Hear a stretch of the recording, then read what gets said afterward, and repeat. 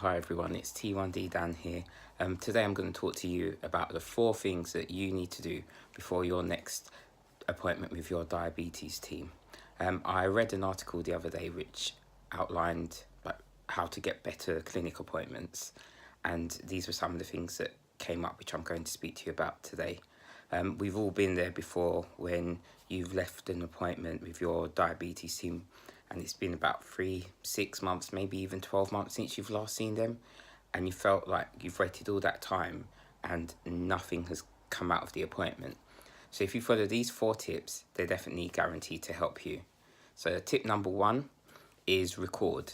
So we have access to loads of data, loads of information, whether it's your blood glucose monitor, your continuous glucose monitor, CGM, or your Freestyle Libre.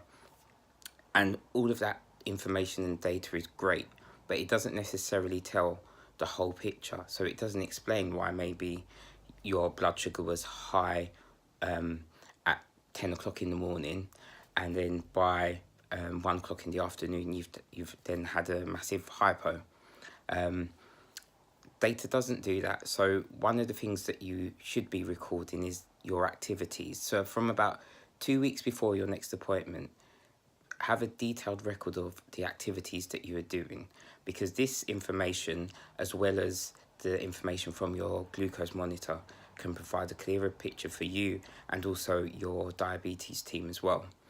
And one of the key tips as well is to create a key. So for example, if you had a hypo which was caused by miscalculating your carbohydrates and giving yourself too much insulin, maybe on your monitor chart you could write H, and if you had a hypo which you believe was caused by you doing exercise, then you could mark that as HE.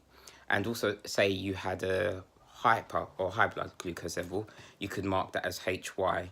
And when you have 2 weeks worth of data along with the keys that you're using, then that gives you a clearer picture of actually, well, maybe I'm having quite a few hypos caused by miscalculating carbohydrates, or maybe I need help with, I'm having hypos after exercise, so maybe I just need to look at what I'm doing around exercise and how I'm managing my insulin regime then.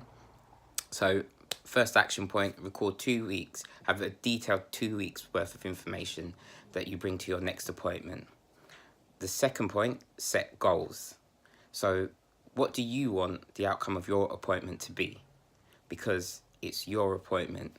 Yes, you are going to meet your healthcare professional. Yes, they are giving up their time, but fundamentally, that half an hour is your time. It's your time with them. And as with any meeting, that half an hour can pass by just like that.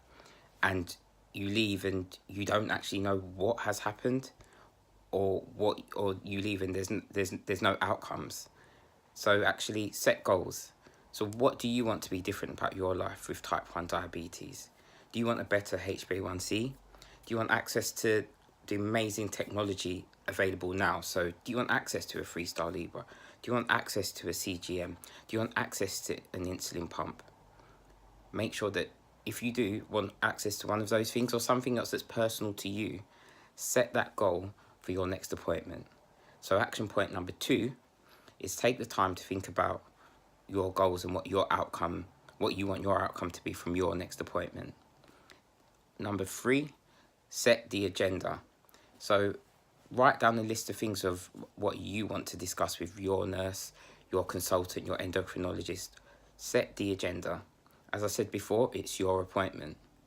So one of the goals that I've mentioned in the previous point was access to an insulin pump. So if you want that, then put that on the agenda. And helpfully, I've prepared a dummy agenda that you don't have to use, but it's something that you can draw inspiration from. And it is just a template. So here, as you can see, so point 1, I've just put on my agenda access to CGM or Freestyle Libre. And point 2 that I want to discuss is access to an insulin pump. And point 3, I'm having difficulty managing my glucose levels after exercise. So what do I need to do differently? That's what I want to talk to my consultant about. And point number 4, I want to get better at carbohydrate counting because it's a bit hit and miss sometimes. So what can I do there? And hand the agenda to your consultant and say, this is what I want to talk about today. And if in your discussion that something comes up which you're not quite sure about, just ask a question. So make sure that you're not leaving that appointment not knowing what has been agreed, what has been discussed. If you're not sure, just ask. So action point number 3, set an agenda. And the fourth and final point is check your basal insulin rate. So when it comes to good control with diabetes, when you're using insulin, the basal rate is key and you need to know what it's doing.